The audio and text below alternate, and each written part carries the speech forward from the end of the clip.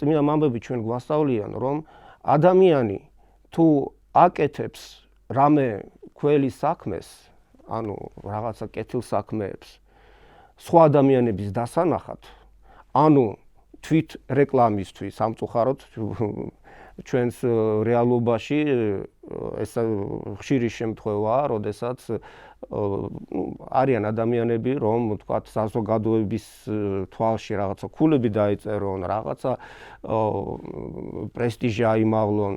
აკეთებენ, კი ბატონო, რაღაცა ქველი საქმეს, ანუ კეთილ საქმეებს აკეთებენ, მაგრამ ამას აკეთებენ მხოლოდ და მხოლოდ თვით რეკლამისთვის, რომ სახელი გაითქვან და აი კეთილი ქველმოქმედის სახელი მოიხვეჭონ და შესაბამისად რაღაცა თქვათ მოგება ნახონ, ან რა ვიცი, რაღაცა საზოგადო მოღვაწეობაში, ან პოლიტიკაში, ან ბიზნესში და ასე შემდეგ და ასე შემდეგ. ანუ ისევ და ისევ რეალურად არა სიყვარულით აკეთებენ ამას, ამ ქველმოქმედებას, არამედ იმ მიზნით, რომ რაღაცა აქეთ მოიგონ. და წმინდა მამები, თვითონ პატერიკში არის ეს მოთხრობილი ისევ და ისევ, ეგვიპტურ პატერიკში წმინდა მამები იმ ადამიანებს, რომლებიც ხალხის დასანახად აკეთებენ ქველმოქმედებას, ადარებენ იმ პიროვნებას, რომელიც მოუხნავ მიწაზე თესავს. ანუ цаრიელ მიწაზე, ასე თქვათ, და შესაბამისად ის კი თესავს, მაგრამ ფრინველები მოვლენ და იმ დათესილ და დაყრილ თესლს წაიღებენ, დაკენკავენ და შეჭამენ, ანუ ყველაფერი იკარგება. ანუ შესაბამისად ადამიანი, რომელიც აკეთებს სიკეთეს, მაგრამ ამას აკეთებს არა სიყვარულით, არა დაფარულად, არამედ ხალხის დასანახად, თვითრეკლამისთვის, ემსგავსება იმ ადამიანს, რომელიც აი ასე ფლანგავს რეალურად, აი იმ ჯანსაღ, თითქოს და ჯანსაღი თესლი არის თავისთავად, ხო? მაგრამ ის იკარგება. მოდიან ფრინველები, კენკავენ იმ დათესილ თესლს, ანუ მოუხნავ მიწაზე დაყრილ თესლს კენკავენ და იკარგება. ანუ რეალურად ღვთის წინაშე ადამიანი ისევ და ისევ მიდის цаრიელი, იმიტომ რომ ადამიანმა უკვე ამ დედამიწაზე, ამ სიცოცხლეშივე მიიღო ქება, დიდება სხვა ადამიანებისგან და რაღაცა ქულები დაეწერა და მოგება ნახა. რაც შეეხება ჯულის კანონს, ჯულის კანონიც რა თქმა უნდა ჩვენ ვერ აუვლიდა ქველმოქმედებას ამ საკითხს და იქ არის ძალიან მკაცრად გაწერილი, რომ ქველმოქმედება არ არის ღვთის წინაშე მიღებული, თუ არის გაღებული მოპარული ფულიდან. მოპარული ფულით არის გაღებული ეს მოწყალება, ან კორუფციით, გზით, ქრთამით აღებული ფულით გაღებული მოწყალება, ეს ღვთის წინაშე არ შეიწირება. შესაბამისად, მხოლოდ და მხოლოდ პატიოსანი შრომით, ნაშოვნი ქონებით, ანუ ქმედებით და სიყვარულით გაკეთებული ქველმოქმედება შეიწირება ღვთის წინაშე.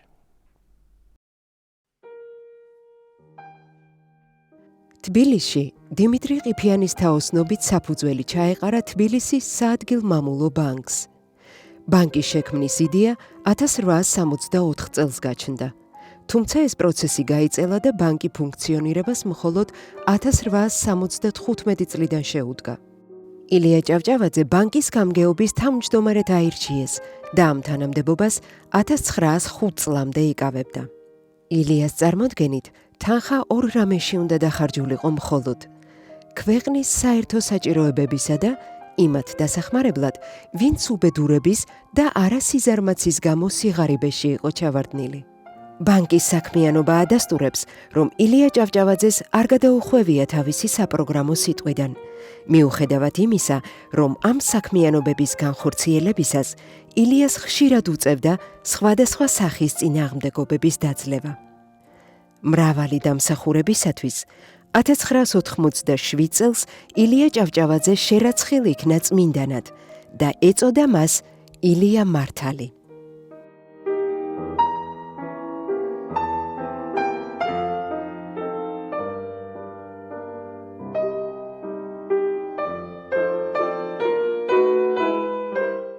ეს გახლავთ თბილისის სათავადაზნაურო ბანკის შენობა, რომელიც 1915 წელს აშენდა.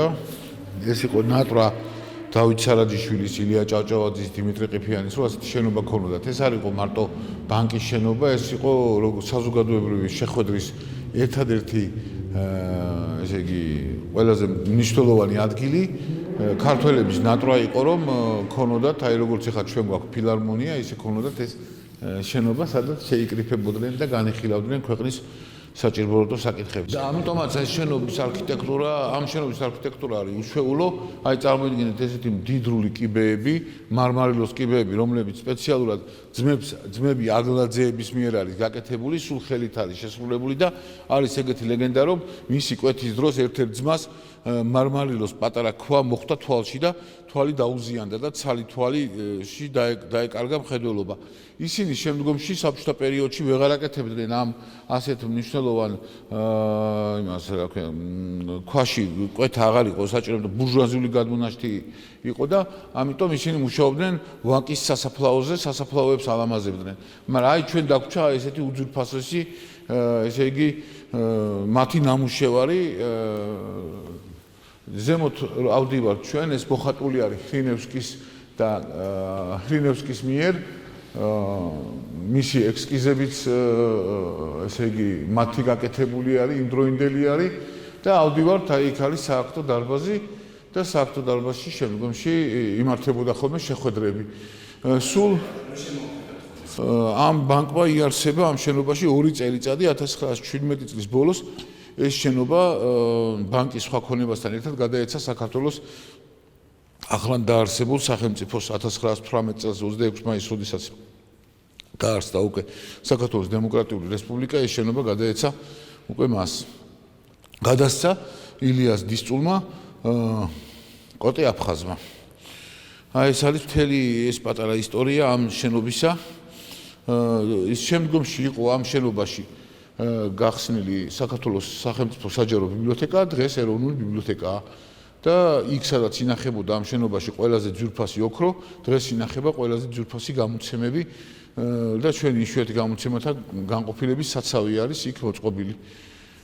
რა ვიცი, ეს არის მთელი ამბავი. ეხლა რესტავრაცია მიმდინარეობს ამ შენობის ნელ-ნელა რეაბილიტაცია და იმედი მაქვს, რომ რამდენიმე წელიწადში ის თავის სახეს დაიბრუნებს.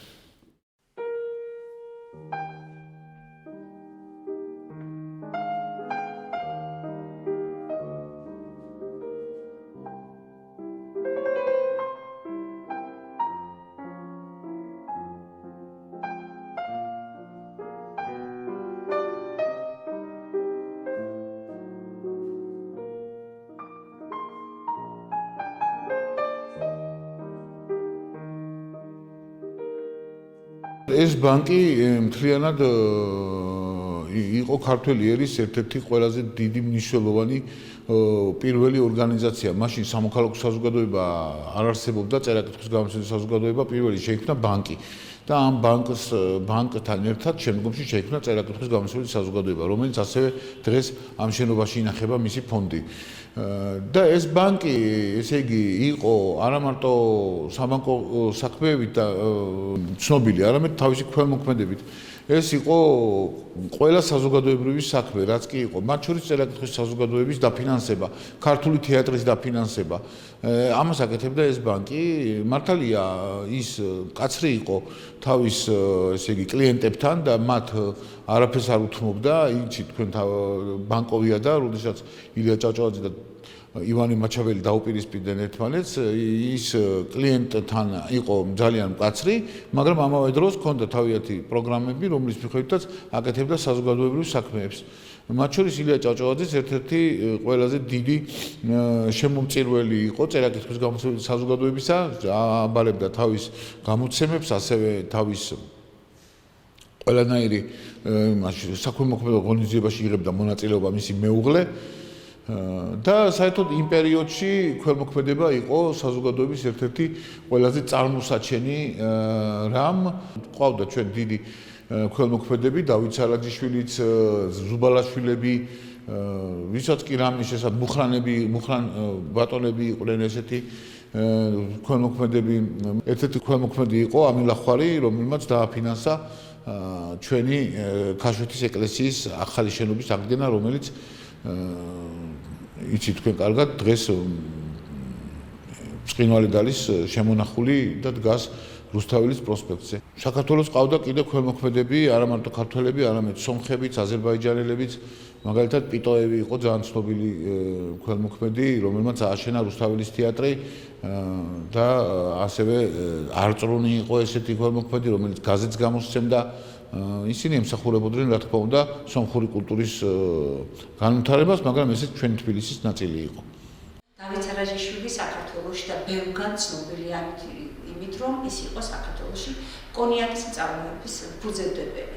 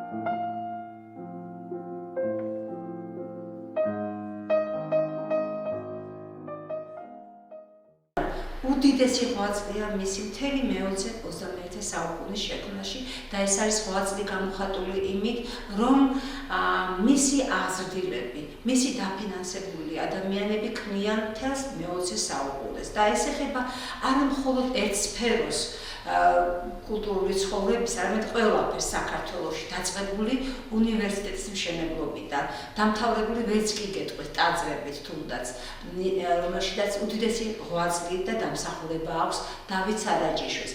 მინდოდა მეაბნა თქვენთვის ის ამბები, რომლებიც შეიძლება ნაკლებად იყოს ცნობილი აუდიტორიისათვის და უპირველეს ყოვლისა ვიტყოდი იმას, რომ გვიხარია, რომ ეხლა ჩვენ ვართ დავით სარაჯიშვილის მემორიალურ მუზეუმში. ძალიან გვიხარია ისიც, რომ მწერალთა სახლმა მისი დირექტორის ყოფილი დირექტორის ნატალ ლოღოვის თავოსნობით მოახერხა, რომ ამ სახლში, დავით სარაჯიშვილის მიერ აგებულ სახლში, გახსნილიყო დავით სარაჯიშვილის მემორიალური მუზეუმი.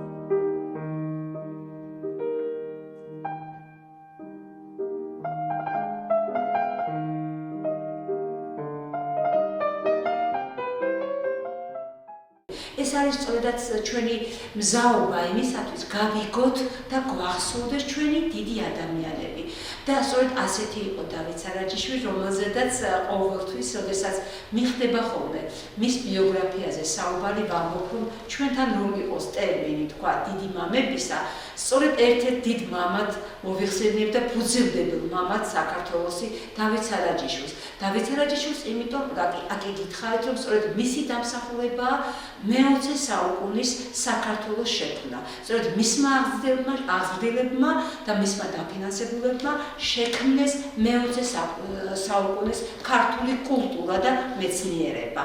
სულ მცირე სახელების ჩამოთვლაც კი საკმარისია იმისათვის, რომ დავწუნდეთ რა მასშტაბი ჰქონდა დავით სარაჯიშვილის გაკეთებულ სიკეთეს. აქედან რომ დავიწყოთ, ალბათ ყველამ იცის მისი ანდერძის თაობაზე, მისი მეუღლის ანდერძის თაობაზე და მეწმუნეთ. დავით სარაჯიშვილი მარტო არ იყო ამ ყველა ამ სიკეთის შემოქმედი, მას რომ გვერდით აღყოლოდა ესეთი მეუღლე, როგორც იყო ეკატერინე ფორაქიშვილი, ეს საქმე ესე კარგად არ გამოვიდოდა. მეც რაც გეტყვით დავით სარაჯიშვილის გარდაცვალების შემდეგ ძალიან ბევრი ეკატერინე ფორაქიშვილის ანდერმაც გააოცა, იმიტომ რომ მის მეუღლეს არ შეუწყვეტია მისი მეუღლის გზა და ამ ორმა ადამიანმა მოახერხა ის, რომ საქართველოს გაუგზარდა უამრავი სახელგანთქმული შვილი. ვინ გითხრათ, აკაკი შალიციდან დაწყებული ვახტანგ კოტეტიშვილი, მოსე თოიძე, გიგო გაბაშვილი და უამრავი სხვა ადამიანი სწორედ მათი დაფინანსებით იღებს განათლებას არა მარტო საქართველოში, ევროპაში. დავით სარაჯიშვილის ქველმოქმედება, რომ ერთ-ერთი უმთავრესია მის საერთოდ ცხოვრებაში და მოღვაწეობაში, ეს ცნობილია და კიდევ დავამატებდი იმას, რომ სწორედ ამ ქველმოქმედებას და მის სოფგაგებას გამოხატავს ერთი ამბავი, რომელსაც ხშირად გვამბობ ხოლმე მსმენელებს. ის რომ ამბობს არსებობს ესეთი გადმოცემა, რომ მასე უთქვამთ, რომ თქვენ იცით, რომ დავით სარაჯიშვილს და ეკატერინე ფორაქიშვილს თავიანთი საკუთარი შვილები არ ჰყავდათ. მას უთქვამს, რომ რას მიჰქვია მშვილობა, განაყრელა შვილი საქართველოსთვის აღზრდილი, ჩემი შვილი არ არისო, აი ასეთი სოფგაგება ჰქონდა დავით სარაჯიშვილს, ასე იცხოვრა და ასეთი ანდერძის დაუტოვა ხალხს, რომ და მერე მადლიერმა შთამომავლობამ კიდევაც საპატიო პატივი მიაგო მის ხსოვნას და მისი პატივის ხსოვნის პატივის მიგება ვფიქრობთ ჩვენც ამ მუზეუმის არსებობა და თუ მოხერხდება როდესმე და მის საფლავსაც სათანადოდ მიექცევა ყურადღება, რომელიც ქარშუეთის ეკლესიაშია ამჟამად, ხო, კიდევ უფრო კარგი იქნება ჩვენი შთამომავლობისათვის.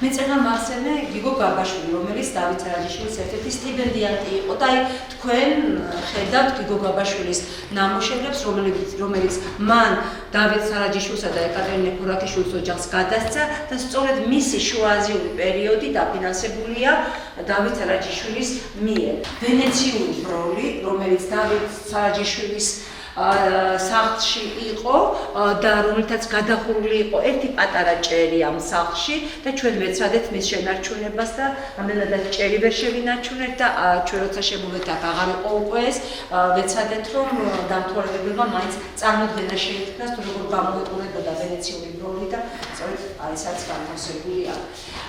ეს არის ფოტო, სადაც ეკატერინე ფორაქიშვილს ხედავთ და ოთახს, სადაც ახლა ჩვენ ვიმყოფებით, რომელსაც ერქვა კიდევაც აღმოსავლური ოთახი და ეს არის თუ როგორ გამოიყურებოდა მაშინ ეკატერინე ფორაქიშვილი და ოთახი თავად, აღმოსავლური ოთახი. დავით სარაჯიშვილის დამფასებელი და შემფასებელი არც თავის ეპოქაში აკლდა და ამის დასტურია სწორედ დავით სარაჯიშვილის ბიოგრაფი, ისტორიკოსი ზაქარია ჭიჭინაძე და მინდა საზოგადოება მიცოდეს პატარა ამონარიდი თუ რას ფიქრობდა ზაქარია დავით სარაჯიშვილის შესახებ. გავლიან დღე თქვენ წერილი საუკუნენი და დავით სარაჯიშვილის ხსენებას ქართულ განათლების ისტორიიდან ვერავინ ამოშლის, ვერავინ ამოფხეკავს. მას ყოველთვის საპატიო ადგილი ექნება დატოვებული და შთამომავალს გადასცემს მის ხსოვნას. ვინაიდან მისგან დაზრდილის და განათლებულის ქართველ შვილებით და შვილიშვილებით იქნება მთელი საქართველოს სავსე. ხალხს ეყოლება ყოველთვის თავის ცხოვრების აღწერნი და გამომხატველი. ესენი მოსძებნიან ყველაფერს და დავით ზაქარიასძე სარაჯიშვილის თანა კაცებსაც შესაფერის აღწერას მიუძღვნიან. კანონიერის ღვაწლდებით და ამაგით მოიხსენიებენ.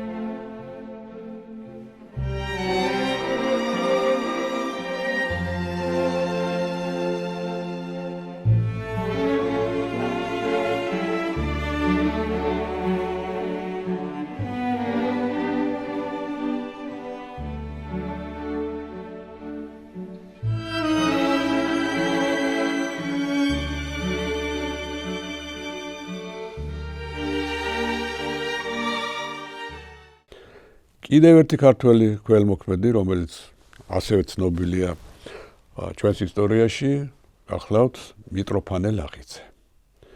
მიტროფანე ლაღიძე იყო ხილის წვენების წარმოების პიონერი, შეიძლება ითქვას საქართველოში, რომელმაც შორს გაუთქვა სახელი ამ წვენებს და შექმნა ბრენდი, თუ შეიძლება ითქვას, ქართული, რომელსაც ქვია ლაღიძის წყლები.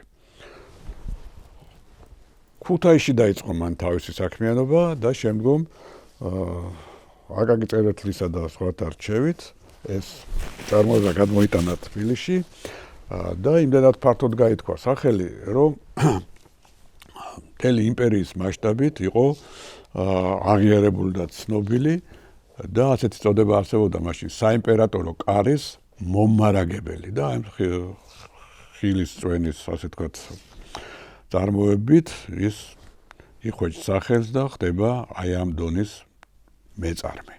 ისე როგორც თავის დროზე დავით სარაჯიშვილის წარმოებული კონიაკი, ლიქიორი და სხვა სასმელები ასევე საიმპერატორო კარის დიდი მოხმარებით სარგებლობდა და მასაც ჰქონდა ასეთივე ტიტული, მიტროფანე ლაღიძემაც ეს საქმე თავის სფეროში განაგრძო. სხვათა შორის მიტროფანე ლაღიძე საბჭოთა ხელისუფლებას მოესწრო და დიდხანს იცოცხლა სადღაც 60-იან წლებამდე, ხო? და მისი ლიმონათები იმდენად ფართოდ იყო ცნობილი, რომ პოლიტბიუროში მოსკოვში სპეციალურად იგზავნებოდა თალკე მათთვის, ასე ვთქვათ, გამიზნული და სპეციალურად წარმოებულ, ასე ვთქვათ, ბოთლებში განსაკუთრებული საცობებით და სხვა და სხვა. მაგრამ საბჭოთა ხელისუფლებამ არც მიტროფანე ლაღიძეს მისცა საქმიანობის გაგრძელების საშუალება ისე, როგორც მას ჩვეოდა, როგორც წამოიწყო თავის დროზე და რა თქმა უნდა, ვეღარც ქველმოქმედებას ეწეოდა ისე, როგორც მანამდე საბჭოთა ხელისუფლების გამარჯვებამდე საქართველოში. არა და მანამდე ესეც მხარში ედგა ქართველ მწერლებს, ქართველ შემოქმედ ადამიანებს. მეგობრობდა აკაკი წერეთელთან. აკაკი იყო მისი ერთ-ერთი შვილის ნათლიას და ეს ძალიან საგულისხმო ამბავია. ძალიან კარგი მოგონებები დაგვიტოვა აკაკისთან ურთიერთობაზე თვითონ მიტროფანე ლაღიძემ. მაგრამ როგორც ვთქვით, საბჭოთა ხელისუფლებამ მასაც ყველაფერი ჩამოართვა და მერე მისავე ქარხანაში სპეციალისტად დანიშნა. თუმცა ომის დასრულების შემდგომ მას უფრო მეტად, ასე ვთქვათ, ცემდნენ პატივს, დააფასეს. დიდი თანამდებობა შესთავაზა საბჭოთა კავშირის მასშტაბით, ასე ვთქვათ, წარმოების მთავარ კონსულტანტის თანამდებობაზე დანიშნეს. არაკლა ვთქვათ, ხელშეწყობა, მაგრამ მას ჰქონდა დიდი გულის ტკივილი და იგულისხმება ის, რომ მისი ორი შვილი 30-იან წლებში ევროპაში გაემგზავრნენ განათლების მისაღებად, მაგრამ დარჩნენ იქ და აქეთ აღარ ჩამოვიდნენ და რა კი ისინი ემიგრაციასთან თანამშრომლობდნენ და მეტიც ერთ-ერთი ვაჟი ომის დროს ქართულ სამხედრო შენაერთში იყო, ლეგიონერად იქცა.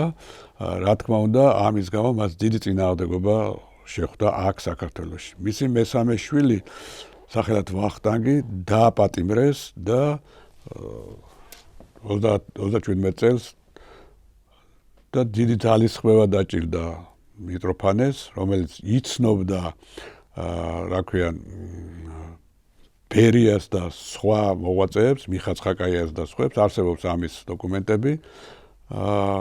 როგორც ჩანს, მათი თანადგომით ამ შვილის ეს შვილი გადარჩა დახვრეტას. მაგრამ დახვრეტეს მიტროფანეს ძმა, დაიჭირეს მეორე ძმა, მისი ძმის შვილები და სხვა და სხვა. ასე რომ შევიწროებას ვერ აცდა და რეპრესიას ვერ აცდა ვერც ის. მიუხედავად იმისა, რომ როგორც თქვით, მერე დააფასეს და მისი სახელი უკდავყოფილია ბერძნულად. თუმცა სამწუხაროა, რომ ლაღიძის წყლები თავის ადგილას აღარ არის თბილისში და აი ეს ბრენდი მოიშალა. კი არის სხვაგან და სხვაგან, თქვათ, მაგრამ ეს ის აღარ არის, მისი აჩრდილიც აღარ არის. რატომ ექცეოდა საბჭოთა ხელისუფლება ასე, თქვათ, ქველმოქმედ ადამიანებს? იმის გამო, რომ იდეოლოგიურად მათთვის მიუღებელი იყო აი ამგვარი კერძო ქველმოქმედება და აცხადებდნენ, რომ ეს არის ბურჟუაზიული გადმონაშთი, ეს არის გამიზნულად, თქვათ, ხელშეწყობა ადამიანებისათვის, რომ რაღაც სახელი მოიხვეჭონ, რაღაც გულები დააგროვონ და სხვა და სხვა. ჩვენ ამას უარყოფთ, საბჭოთა ხელისუფლებას ეს არ ჭირდება და არ ჭირდება იმიტომაც, რომ თითქოს ღარიბები აღარ არიან საბჭოთა სინამდვილეში. რა თქმა უნდა, ეს ძალიან თვალსაზრისი იყო. ცოტა მოგვიანებით თვითონ საბჭოთა ხელისუფლებამ დაიწყო რაღაც ფონდების შექმნა ქველმოქმედების ხასიათისა, როგორც იყო, თქვათ, საერთაშორისო ფონდები, მშვიდობის, თქვათ, დაცვის სხვადასხვა, მათ შორის ბუნების დაცვის, ვეტერანთა, დოსააფი და სხვა, სადაც უამრავი თანხა ირიცხებოდა საბჭოთა ადამიანების შემოსავლებიდან, მაგრამ ანგარიშგება არ იყო და კაც მარიცოდა ეს თანხები რას ხმარდებოდა რეალურად. მაშინ, როდესაც ქველმოქმედება, როდესაც არის თავისუფალი, როდესაც მას არ ზღუდავს არანაირად სახელმწიფო, ეს ხმარდება გამიზნულად კონკრეტულ კარგ და საქვეყნო საქმეებს და სწორედ ამით არის ქველმოქმედება დაფასებული, რომ ის იძლევა შედეგს. პლატონ გიგინეიშვილი 1879 წლის შობას დაიბადა სოფელ ჯურუყვეთში, ლანჩხუთში. 1905 წელს დაამთავრა ნოვოროსიის, ოდესის უნივერსიტეტის სამედიცინო ფაკულტეტი. 1906 წელს საქართველოში დაბრუნდა, ბათუმში ჩავიდა და მაშინვე დანიშნეს შტატგარეშე ორგანიზატორად სტაციონარში, სადაც სიცოცხლის ბოლომდე მუშაობდა. პლატონმა მთელი თავისი ცხოვრება მოსახლეობის მკურნალობასა და მათ ჯანმრთელობაზე ზრუნვას მიუძღვნა. მოსახლეობისათვის უფასოდ კითხულობდა განმანათლებელ ლექციებს და უფასოდ ღებულობდა ავადმყოფებს აჭარის რაიონებში. ოჯახს თუ შეატყობდა, რომ უჭირდა, პაციენტს სხვა ფერის რეცეპტს უწერდა. მის რეცეპტს აფთიაქში ცნობდნენ და ფულს არ ახდევინებდნენ, მერე თავად იხდიდა და ხანდახან პაციენტის ოჯახს მისი ჯიბიდან რეცეპტის ქვეშ ფულიც ხვდებოდა. ხშირად წუხდა, რომ ყოველთვის არ ქონდა საშუალება ყველა ავადმყოფს დახმარებოდა. პლატონ გიგინეიშვილი 1959 წელს გარდაიცვალა. დაკრძალულია ბათუმში, ფერიის სასაფლაოზე. პლატონი იყო ლანჩხუთის რაიონის სოფელი ჯურუყვეთიდან და იქ დიდი სახლი ქონდა, რომელიც შემდეგ ჩამოართვეს და რუსული ოკუპაციის შემდეგ და ამ პერიოდში წამოიყვანა მშობლები სოფლიდან და აქ ცხოვრობდა და მშობლები ისე გარდაიცვალნენ, რომ არ იცოდნენ, რომ მისი დიდი სახლი ჩამორთმეული იყო და ეს სახლი აღარ არსებობს დღეს აღარ არსებობს, ხოთაშორის დღესაც მიწევს იმ სოფელში წასვლა. ამ სახლში გარდა იმისა, რომ ცხოვრობდა, ქონდა ასეთი კერძო პრაქტიკა იყო მაშინ მიღებული, ავადმყოფებსაც აღღებულობდა და ძალიან გარდა იმისა, რომ ექიმი იყო, ექიმები ალბათ როგორც ყველა ეპოქაში ამ დროსაც განსაკუთრებით ძალიან პოპულარული იყო ქალაქში. გარეგნულადაც საინტერესო ტიპი იყო, ესეც პერსონაჟისთვის ძალიან საინტერესო არის.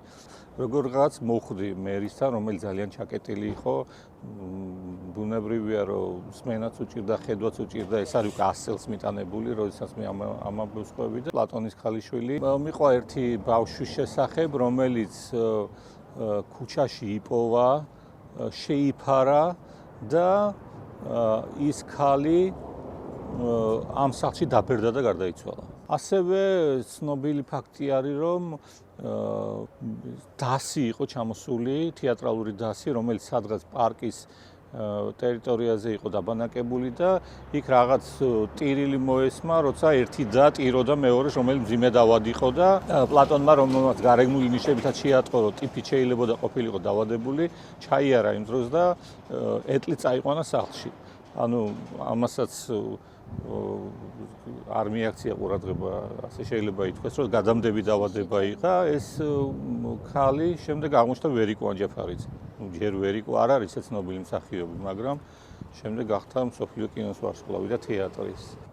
როგორც კი შეამჩნევდა, ავადმყოფს, რომ ხელმოკლე იყო და სხვა ფერის რეცეპტს უწერდა და ეს იმას ნიშნავდა, რომ ამ ფერის რეცეპტით მივიდოდა აფთიაქში, პროვიზორი საფასურს არ ართმევდა.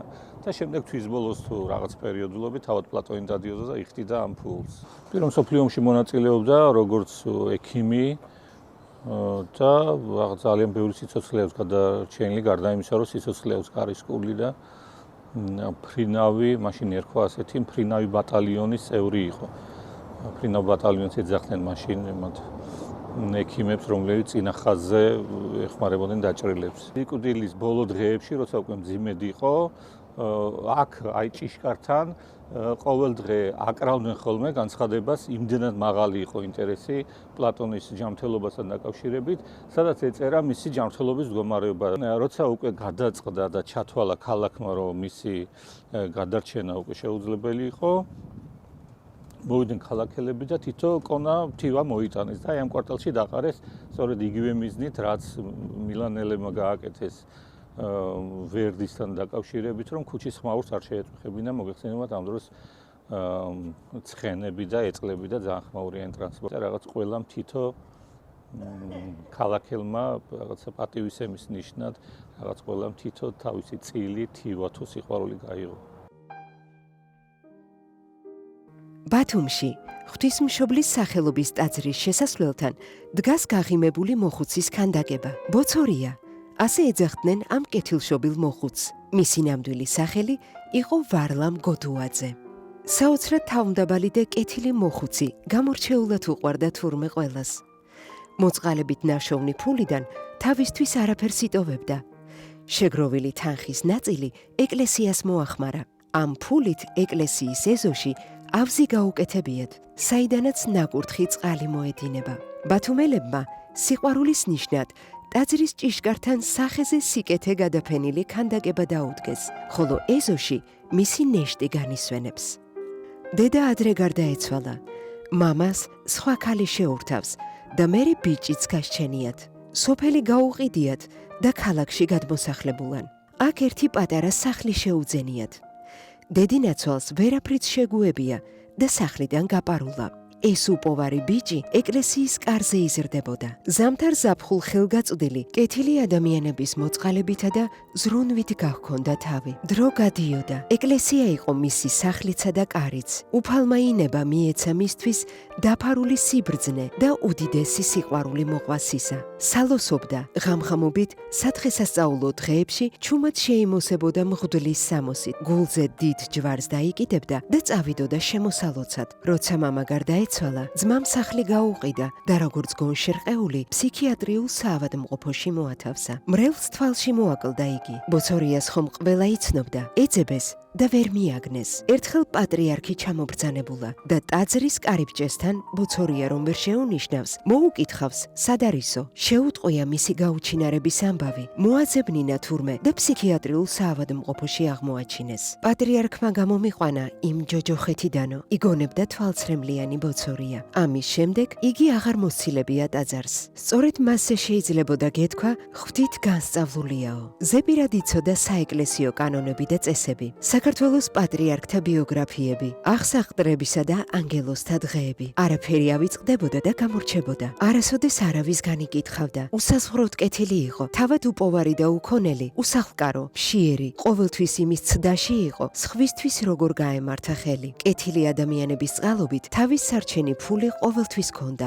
ისე წავიდა, საკუთარი გენი და სისხლი არ შეუგრძნია. უვიცთაგან ბავშვთა საფრთხობელად მოხსენიებული, მაინც გაუტეხელი, მაინც პირმოცინარი და იმედიანი, ღვთით შემოსილი გლახა. მერე ერთმა მადლიანმა ოთახი მისცა იტალიური ეზოს პირველ სართულზე, მიწის გასწვრივ. ეს 3 მეტრიანი ოთახი უბრალო ღამის გასათევი თავშესაფარი იყო. ცენტრში პატრიარქის სურათი, ირგვლივ ხატები, იქვე თავმომწვარი სანთლები და სასაკმევლე. მე და პატრიარქი ერთ კბილა ვართო, სიყვარულით იხსენებდა უწმინდესთან გატარებულ დღეებს.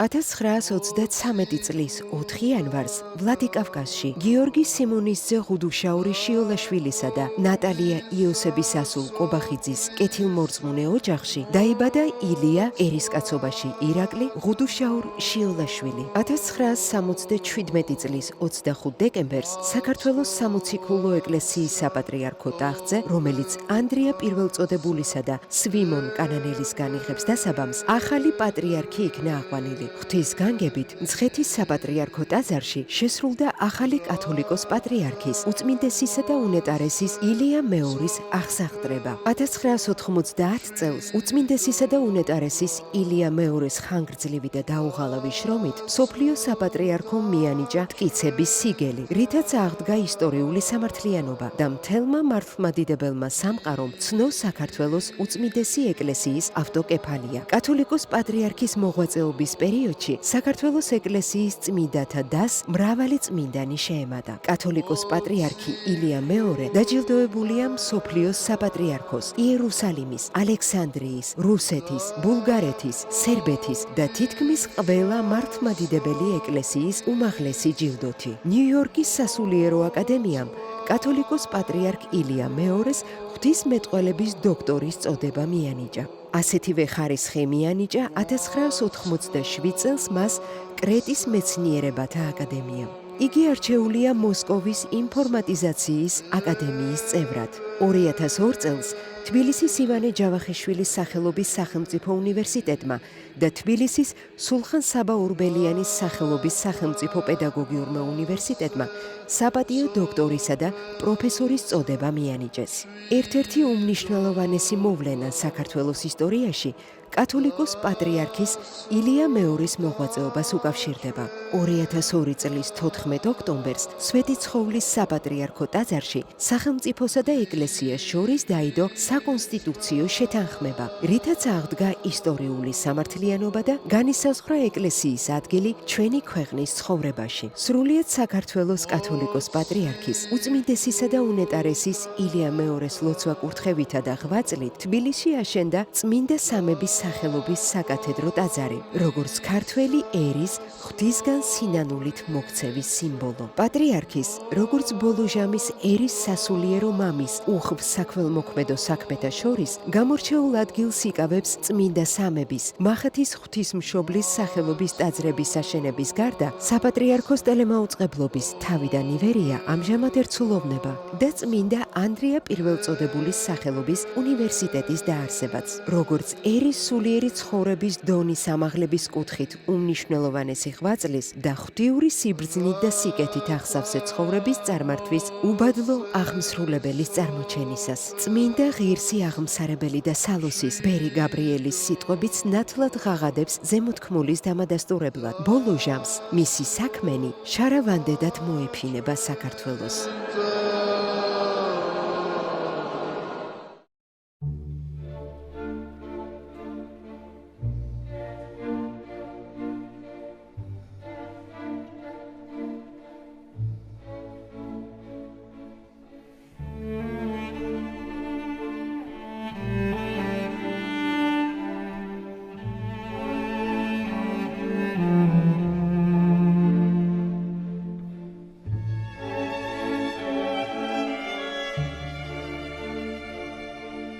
$1988 წელს მისი უწმინდესობის თაოსნობით მცხეთის სასულიერო სემინარია გადმოტანილ იქნა თბილისში და დაარსდა თბილისის სასულიერო აკადემია და სემინარია. საუკუნეთა შემდეგ კვლავ აღდგა გელათის სასულიერო და მეცნიერებათა აკადემიები. საქართველოს სხვადასხვა კუთხეში გაიხსნა მრავალი სასულიერო სასწავლებელი, გიმნაზიები, სხვადასხვა საერო უნივერსიტეტებში დაარსდა საღვთისმეტყველო კათედრები, სადაც ლექციებს კითხულობდნენ თბილისის სასულიერო აკადემიის კურსდამთავრებულნი. უწმინდესისა და უნეტარესის ლოცვა კურთხევით თანამედროვე ქართულ ენაზე გამოიცა ბიბლია, საღვთისმეტყველო კრებული, გამოდის საეკლესიო ჟურნალ-გაზეთები, საეკლესიო კალენდრები, საღვთისმეტყველო წიგნები. საპატრიარქოსთან შეიქმნა მისიისა და ევანგელიზაციის, ხალხური რეწვის, საგარეო ეკონომიკური, საფინანსო სამეურნეო, სიწმინდეთა მოძიების, სოფლის მეურნეობის, ჯანმრთელობის დაცვისა და სოციალური უზრუნველყოფის განყოფილებები, პრეს-ცენტრი, ხუროთმოძღვრების, საეკლესიო გალობის აღდგენისა და შემსწავლელი ცენტრი, სასწავლო კომიტეტი. 2001 წლიდან ეთერშია საპატრიარქოს რადიო ივერია, რომლის მაუწყებლობა ვრცელდება საქართველოს მთელ ტერიტორიაზე, მათ შორის აფხაზეთში. საპატრიარქო რეზიდენციაში პერიოდულად იმართება სამეცნიერო კონფერენციები აქტუალურ თემებზე, სადაც სასულიერო პირები და მეცნიერები ერთობლივად განიხილავენ ჩვენი ქვეყნისთვის საჭირბოროტო პრობლემატურ საკითხებს. საპატრიარქოში ფუნქციონირებს ახალგაზრდული ორგანიზაცია ძლევაი, ჩამოყალიბდა საქველმოქმედო ფონდი ლაზარე,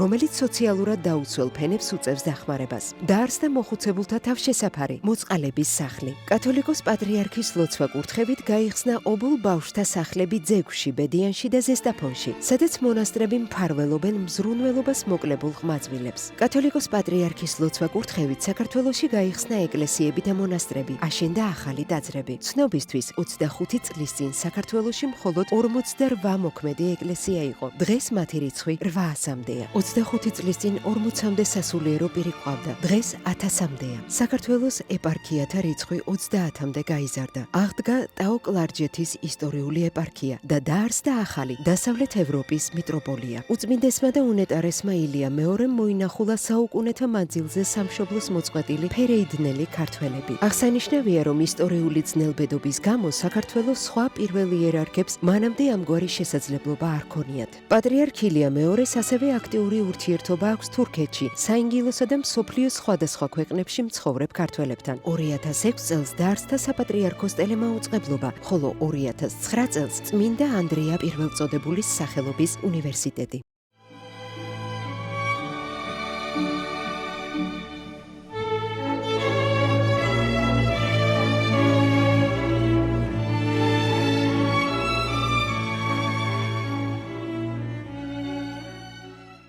კატაკლიზმების ეპოქამ გაიარა, ბოლო 200 წელიწადია მოგეხსენებათ და ბოლო 30 წელიწადია ხო საერთოდ სამწუხაროდ დამცრობის პერიოდია. დამცრობის პერიოდია, გნებავთ ტერიტორიულების, გნებავთ რიცხოვნების და ამის მიუხედავად ჩვენიერი ისევ დგას. რითი დგას? საოცარ რამეს მოგახსენებთ.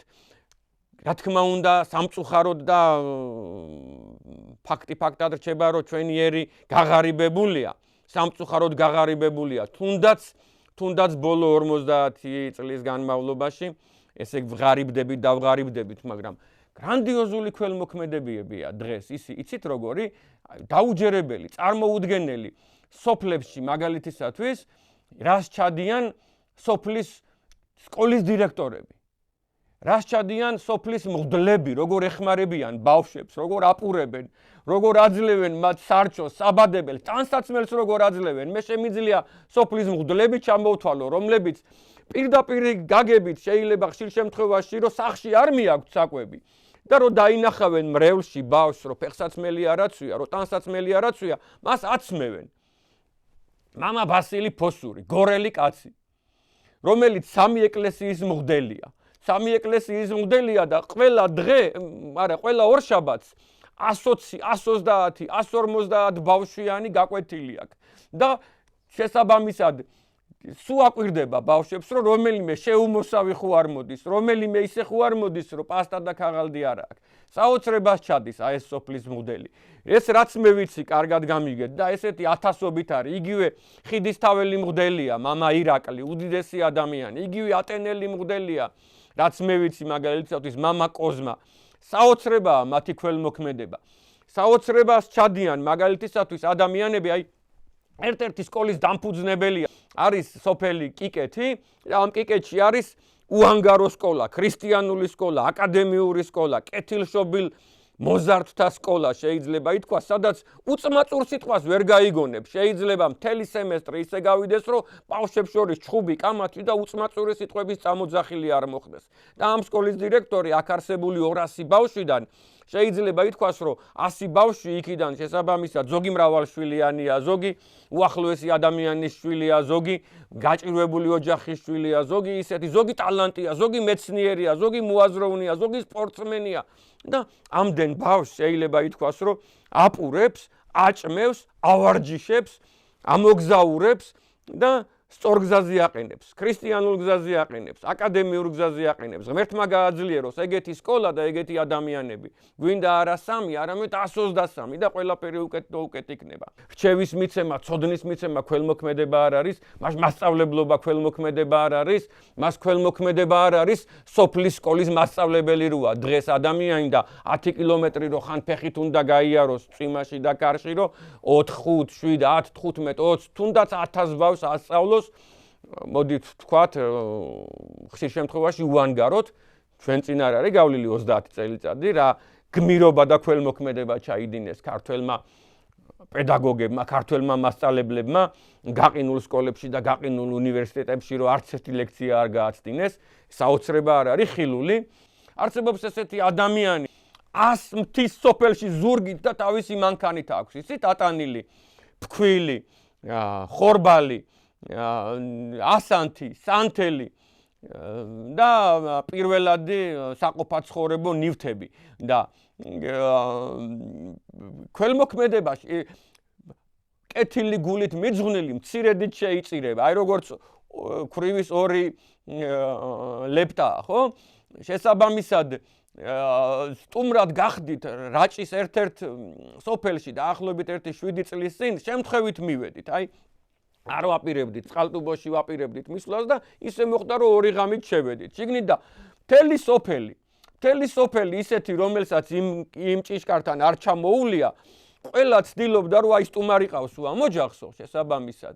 და ზოგს ხაჭაპური მოქონდა, ზოგს ცხელი კერძი მოქონდა, ზოგს შეიძლება ეხლა შემთხვევით ისე მოხდითო, რომ არ არისო, ზოგმა თეთრეული და თბილი გადასაფარებლები მოგვიტანა, რომ 4 სტუმარი ხართ თბილისიდან ჩამოსული და მე-5 ოჯახის მასპინძელი და ხო არ შეგცივდათო, ხო არ მოგწყურდათო.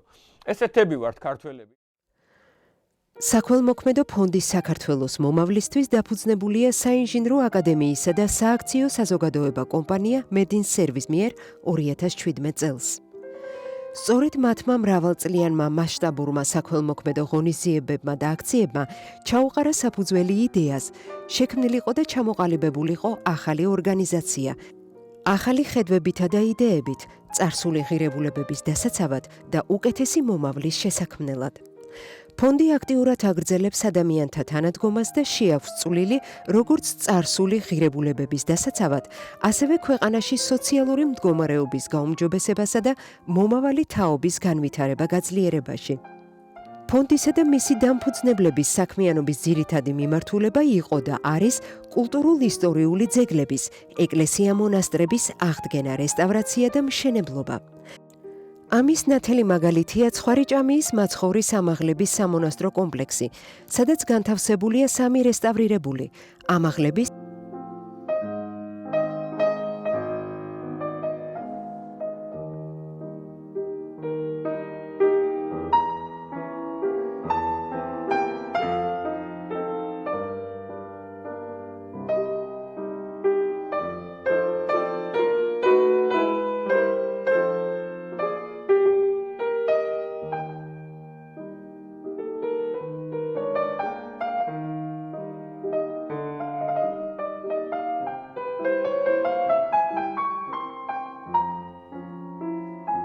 წმინდა გიორგის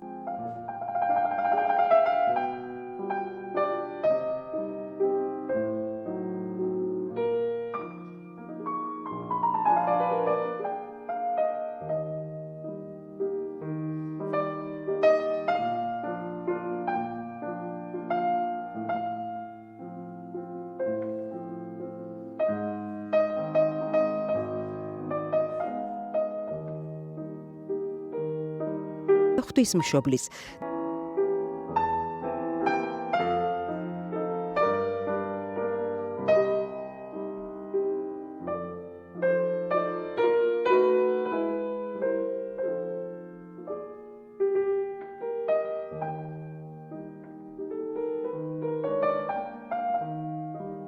და ერთი ახლად აშენებული წმინდა ილია მართლის ეკლესია.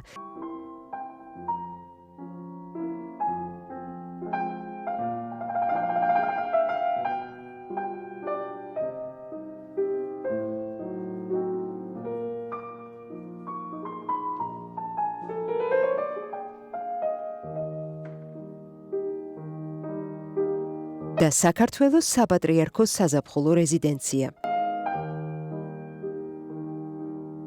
ასევე სოფლებში, მუხრანში და არაშენდაში წმინდა ქეთევან წამებულის სახელობის ტაძრების მიმდებარე მშენებლობა.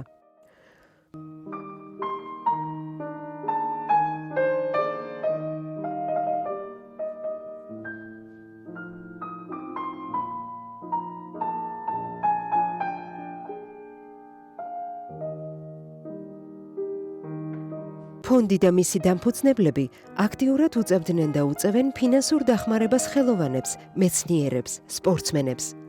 ასევე თავისი წვლილი შეაქვთ სამეცნიერო და საგანმანათლებლო პუბლიკაციების, ქვეყნის გამოჩენილ საზოგადო მოღვაწეთა ცხოვრების და მიღწევების ამსახველი მასალების, სპეციალური ენციკლოპედიებისა და ცნობარების, მათ შორის სამეცნიერო სფეროში გამოცემაში. აფინანსებენ თემატურ სატელევიზიო გადაცემებს, ეხმარებიან ბაკალავრიატისა და მაგისტრატურის სტუდენტებს, მოხუცებულთა და ბავშვთა სახლებს, მარტოხელა პენსიონერებს, სოციალურად დაუცველ ოჯახებს, ადამიანებს, რომლებსაც სხვადასხვა შემთხვევების გამო არ შეეძლოთ გადაადგილება და არ ჰქონდათ საცხოვრებელი. ეხმარებოდნენ და ეხმარებიან ქრონიკულად მძიმე დაავადების მქონე ავადმყოფებს და ასევე სხვადასხვა მიმართულების სამედიცინო კავშირებს. ქვეყანაში დემოგრაფიული მაჩვენებლების გაუმჯობესების მიზნით უსასყიდლოდ აწვდიდნენ დღენაკლულ ბავშვთა გადარჩენის ხელშეწყობისთვის სპეციალიზირებულ პრეპარატებს. აკადემიკოს ხუდუშაურის სახელობის ეროვნულ სამედიცინო ცენტრს, იაშვილის სახელობის ბათუმის დედათა და ბავშვთა ცენტრალურ ჰოსპიტალს და ასევე თბილისის ბავშვთა ცენტრალურ საავადმყოფოს. ქუთაისის აკადემიკოს ცხაკაიას სახელობის დასავლეთ საქართველოს ინტერვენციული მედიცინის ეროვნულ ცენტრს და სხვა. უწევენ სპონსორობას ადგილობრივ და ცალკეულ შემთხვევებში საერთაშორისო კონფერენციებს, რომლებზეც განიხილება მედიცინის თანამედროვე ასპექტები. აფინანსებენ სამედიცინო პერსონალის ინტენსიური სწავლების მიზნით სამედიცინო განათლების კურსს. ქვეყანაში მიმდინარე რთული მოვლენების დროს ყოველთვის აქტიურად იყვნენ ჩართულნი ჰუმანიტარული დახმარების კუთხით. ამის მაგალითია 2008 წელს ცხინვალის რეგიონიდან დევნილი მოსახლეობის პირველადი მოხმარების საგნებით საკვები პროდუქტებით მომარაგებაში მონაწილეობა. ასევე ფინანსური დახმარება გაუწიეს 2015 წლის 13 ივნის ქალაქ თბილისში მომხდარი სტიქიური უბედურების შედეგად დაზარალებულებს.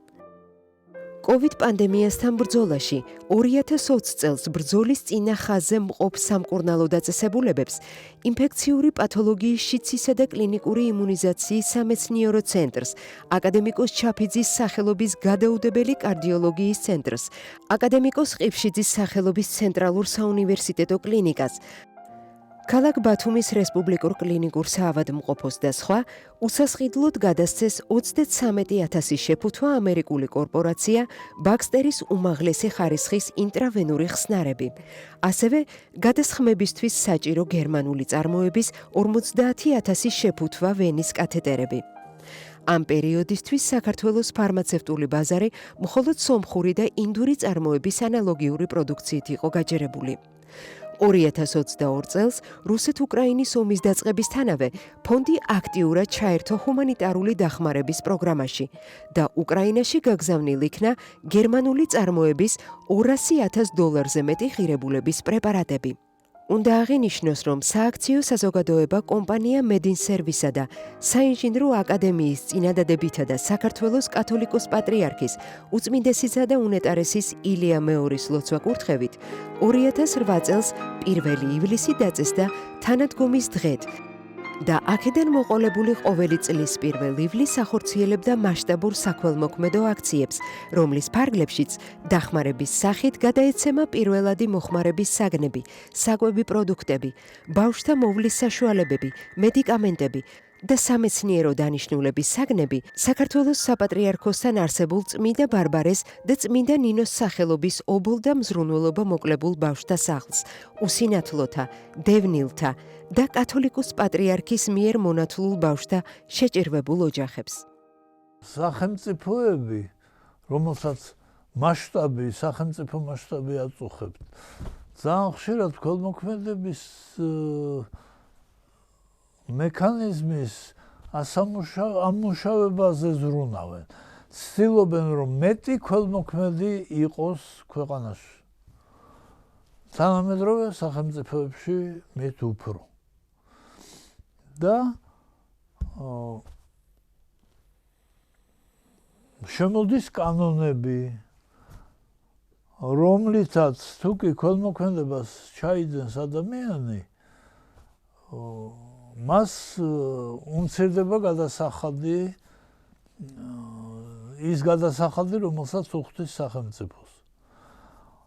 ამის გამო და იქ პროპორციები არის ქველმოქმედების თანხა ოდნავ ნაკლებიც შეიძლება იყოს, ვიდრე გადასახადი, რომ ბიზნესმენებს ფულიან ხალხს ჰქონდეს ინტერესი ქველმოქმედების. ასეთი ქველმოქმედების მექანიზმებით დღეს არსებობს ხელოვნება უცხოეთში, სპორტი, უამრავი ისეთი სფერო, რომლის მიმართ ბიზნესიც ვერ იცვლის. მაგალითად, ბიზნესისთვის საინტერესოა ხალხ მრავალი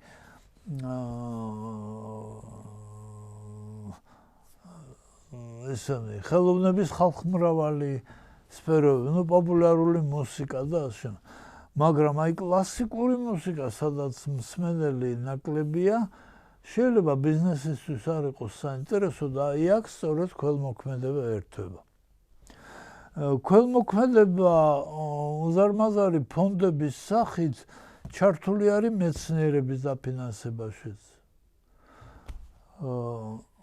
და გრანტები, ცნობილი სიტყვა, გრანტები სწორედ ქველმოქმედების ერთ-ერთი ფორმაა, რომლებიც გამოდა მთელი სისტემა არის შექმნილი საიმისოდ, რომ ეს გრანტი მივიდეს იმ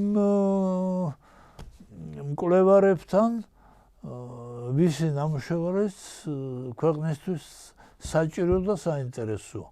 ისე რომ აი ასეთ შემთხვევებში ძალიან ხშირად ფინანსდება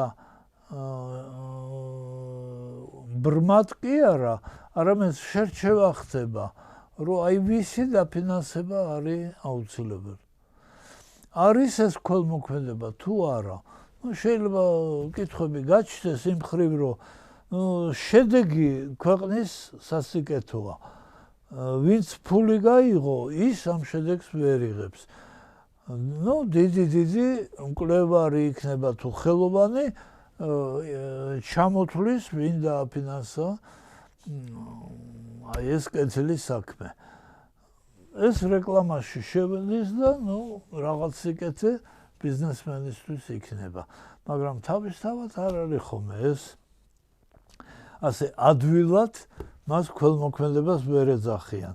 მაგრამ აი როდესაც გაჭირვებულ ადამიანებს ეხმარებიან, აი ქველმოქმედების ნიშნები აშკარად არის.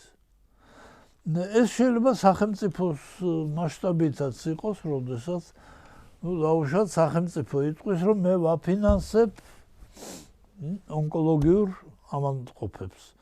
აღარ გამოყოფს იქ სხვადასხვა პიროვნებებს, ზოგადად აი ვისაც ეს ამ ავადმყოფობის გამო საფრთხე ემუქრება და უჭირს იმათ მკურნალობას იღებს თავის თავზე. არის ქველმოქმედება, რა თქმა უნდა, არის ქველმოქმედება. აი გრანტებში შერჩევა ხდება და აქ შერჩევაც არ ხდება უბრალოდ. თუმცა შერჩევა ხდება რაღაც დაავადებების მიხედვით. შიგნით აღარ არის მერე შერჩევები. ისე რომ აი ეს სხვადასხვა ფორმები არსებობს. ახლა რაც შეეხება აი იმ ვარიანტს, რაც გითხარით, რომ ქვეყანამ შეიძლება შეუმციროს ბიზნესმენს გადასახადი, იმიტომ რომ მან დააფინანსა დაუშვათ ხელოვნება ან მეცნიერება, ეს ძალიან ხშირი მოვლენაა და პრაქტიკულად ჩვენთან უფრო სუსტი არ არის სამაგისო კანონმდებლობა ჯერ კარგად ჩამოყალიბებული, მაგრამ უცხოეთში ვიმეორებ ძალიან ფართედ გავრცელებული. ეს უკვე არის ქველმოქმედება, რომელსაც მიღებული აქვს სოციალური, სახელმწიფოებრივი მასშტაბი. ოღონდ აი ფსიქოლოგიური ქველმოქმედება, როცა ადამიანი მარტო სიკეთისთვის აკეთებს და თვითონ ეს სიკეთე სიამოვნებს, ეგ სხვა მოვლენაა და ასე სოციალური სისტემის მუშაობით მიღებული ქველმოქმედება, სადაც გარკვეული თვალსაზრისით მოგებულია ეს ბიზნესმენი, ეგ ცოტა სხვა. ცნობილი ფიგურა ჯორჯ სოროსი ბევრ ქვეყანაში და მათ შორის უპირველესად ინგლისში აკრძალულია შესვლა, იმიტომ რომ თავის დროზე სოროსმა საფონდო თამაშებით, ეგრე ვქვია, მანიპულაციებს ლამის ინგლისური ვალუტა ფუნტი ნოლზე დაიყვანა. ეს რომ მოეხერხებინა ამ ხელა ქვეყნის მოსახლეობა აღმოჩნდებოდა უმძიმეს მდგომარეობაში. ისე რომ ეს ის პიროვნებაა, რომელსაც მილიონობით ადამიანი შეეძლო გაეწირა დიდი მოგების გამო. აი ეს პიროვნება დღეს არის ერთ-ერთი ცნობილი სახელგანთქმული ქველმოქმედი მეცენატი, რომელიც აფინანსა სოროსის ფონდი, ცნობილი ფონდია, რომელიც მსოფლიოს მრავალ ქვეყანაში ფუნქციონირებს, საქართველოშიდაც და აფინანსებს გარკვეულ პროცესებს. არის ფსიქოლოგიური ქველმოქმედება. ძნელი სათქმელია, რბილად რო ვთქვათ, ძნელი სათქმელი. თავი რო დავანებოთ იმას, რომ სოროს ძალიან ხშირად პოლიტიკური მოტივებიც აქვს ამ დაფინანსების დროს. მაგრამ მან შორს წავალთ. მაგრამ აი ფსიქოლოგიურ სიკეთეს და აი ასეთ სოციალური მექანიზმით შექმნილ სიკეთეს შორის განსხვავება ალბათ უნდა დავინახოთ და უდავოდ საპასუხო სიმპათიით და სიკეთით უნდა შევეგებოთ იმ ადამიანებს, რომლებიც შედეგის და მიუხედავად თესავენ სიკეთეს, მათთვის შედეგის და მიუხედავად და რომლებიც სწორედ თავის თავთან ანგარიშვალდებულების გამო მიდიან სიკეთეს. ეხლა ფსიქოლოგებს რატო უჭირთ აქ დასკვნის გაკეთება, იმიტომ რომ იმ თავისთავთან ანგარიშვალდებული ხო არის. ის თავისთავს ხო უწევს ანგარიშს და აი ეს კლიმატი მეცნიერება, ფსიქოლოგია იტყვის, რომ აქ ადამიანი ისეთივე ეგოისტია, როგორც სხვა შემთხვევაში. უბრალოდ ამ შემთხვევაში მისი ეგოიზმი გამოიხატება იმაში, რომ ის ზრუნავს თავის სულიერ კომფორტზე, რომ აი მე რა კარგი ვარ. და ვიღაცას ზრუნავს მატერიალურ კომფორტზე და ამისთვის მოიხვეჭავს სახსრებს. მეცნიერებას გამოვეკიდებით, მაგრამ ალბათ ის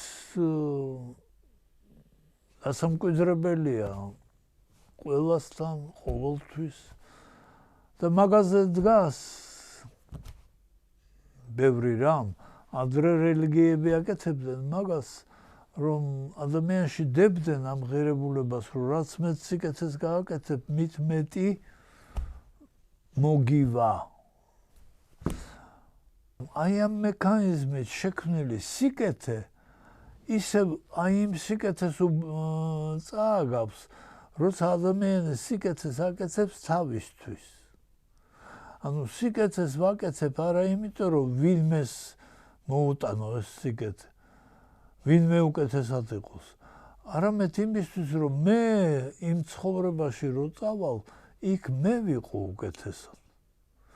ისე რომ აი ამ ალტრუიზმში, რაც რელიგიურ სიკეთეებში დევს, გინდა ერთ, გინდა მეორე, გინდა მესამე რელიგიაში, ყველა რელიგიაში დევს ამგვარი მექანიზმები, იმ რელიგიებში ალტრუიზმი ისევ ეგოიზმის შეფარულის სახი გამოდის და არა ალტრუიზმი ამ სიტყვის იმ ნიშნულობით, რაც ტერმინში იგულისხმება სხვისთვის გაკეთებული სიკეთე. ასე რომ ფსიქოლოგიური თვალსაზრისით ადამიანებს ხშირად და ხან სახელმწიფო, რაც მოგახსენეთ უკვე გრანტები რა, ხან რელიგია მოქმედებდა ისე, რელიგია მოქმედებდა და სახელმწიფო ეხლაც მოქმედებს ისე, რომ ადამიანის ეგოიზმმა უბიძგოს კეთილი საქმისკენ. იმიტომ რომ სოციალური მასშტაბით სახელმწიფო, რელიგიაც სახელმწიფოს მასშტაბით არის, ხანდახან უფრო დიდ მასშტაბსაც იღებს, იგივე ქრისტიანობა ერთი ქვეყნის რელიგია ხო არ არის. უზარმაზარი სივრცე აქვს გავლენის. აი ამ სოციალური მასშტაბით რელიგიის ინტერესშიც არის, რომ ალტრუიზმი ეგოიზმზე დააფუძნოს და გარანტია კონდეს, რომ მისი მოქმედების არეალში მყოფი ყველა ადამიანი სიკეთეს გააკეთებს. აი ამ სიკეთის გაკეთებით უკავია ცივილიზაცია, ეკავა ცივილიზაცია ადამიანს საუკუნეთა განმავლობაში რელიგიების საშუალებით და უკავია ცივილიზაცია ეხლაც ადამიანს. ისე რომ მიუხედავად იმისა, რომ ცნებები ერთმანეთს თითქოს გამორიცხავენ ალტრუიზმი და ეგოიზმი, შეიძლება ერთმანეთს ავსებენ კიდეც და ეგოიზმით უზრუნველყოფილი, ეგოიზმის მექანიზმზე დაფუძნებული ალტრუიზმი, სიკეთე და ქველმოქმედება შეიძლება ყველაზე უფრო გამოცდილი, დიდი ისტორიის მქონე და სავარაუდოდ დიდი პერსპექტივების სამომავლოდ მქონე მექანიზმია. ნახოთ. ადამ სმიტი თავის წიგნში ზნეობრივი გრძნობების თეორია ქველმოქმედების შესახებ წერს. სიყვარული და კეთილგანწყობა საზოგადოების არსებობისათვის არანაკლებ აუცილებელია, ვიდრე სამართლიანობა. ამ საწყისი იმპულსების გარეშე ის ვერ აყვავდება, თუმცა შეიძლება არსებობდეს. ხოლო უსამართლობა აუცილებლად გაანადგურებს მას. სულაც არ მიგვაჩნია საჭიროდ, რომ სასჯელის ჯიში თუ აკეთოთ ქველმოქმედება და გულუხვად მოვიქცეთ. საქველმოქმედო სათნოებები ამშვენებს საზოგადოებრივ შენობას, მაგრამ არ ემსახურება მის საფუძველს. მათი დაცვა შეიძლება, მაგრამ არა იწულება. ადამიანებისათვის სოციალური პრობლემების გადაჭრა, მათი დასაქმება, ღირსეული პენსია, ვფიქრობთ, უფრო მნიშვნელოვანია, ვიდრე თუნდაც სამადლო კვება. ისინი მთელი ცხოვრება შრომობდნენ. თავიანთ ცოდნას და ჯანმრთელობას ახმარდნენ სახელმწიფოს. თუ არ დაიმსახურეს პენსიის ის ოდენობა, რომ ღირსეული ცხოვრება კონდეთ და ხანდახან შვილიშვილსაც რაიმე აჩუქონ. სახელმწიფო მიზნად უნდა ისახავდეს შეცვალოს და შექმნას პირობები ქვეყნის განვითარებისათვის. ასევე ახალგაზრდებისთვის განათლების, მეცნიერებისა და კულტურის სფეროებში შესაძლებლობების შექმნა და დახმარება სწორი ცხოვრებისეული მიმართულების პოვნაში. ჩვენს ქვეყანას ახლა განსაკუთრებით სჭირდება განათლებული და მოტივირებული სპეციალისტების ახალი თაობა, რომლებსაც შეუძლიათ განავითარონ თავიანთი პოტენციალი. აქ მთავარი და ურთულესი არის ადამიანებისათვის ახალი შესაძლებლობების ჩვენება და საკუთარი ძალებისადმი რწმენის გამტკიცება. როგორც ვიცით, ქველმოქმედება საზოგადოების და მთლიანად ქვეყნის განვითარების ხარისხის მაჩვენებელია. ჩვენ და შევცვალოთ საზოგადოების დამოკიდებულება ქველმოქმედების მიმართ. მნიშვნელოვანია, როცა ბავშვები იწყებენ ქველმოქმედებას და სწავლობდნენ სკოლიდანვე გაცემას. ქველმოქმედებაში მონაწილეობა ახალგაზრდებში აყალიბებს მორალურ სტანდარტებს და ავითარებს ალტრუისტულ თვისებებს, როგორიც არის თავგანწირვა და პასუხისმგებლობა, ასევე სამოქალაქო ცნობიერება. მნიშვნელოვანია, რომ ადამიანებმა დაიჯერონ, რომ შესაძლებელია სიკეთის კეთება ყოველგვარი პირადი სარგებლის გარეშე. გადააქვეყნე სიყვარულისა და ქველმოქმედების ზეთი, მოყვას და ჩააქრობ გენიის ცეცხლს, რომელიც ცოდვილს დაწვავს. სულიერი მდელო, გვერდი 302.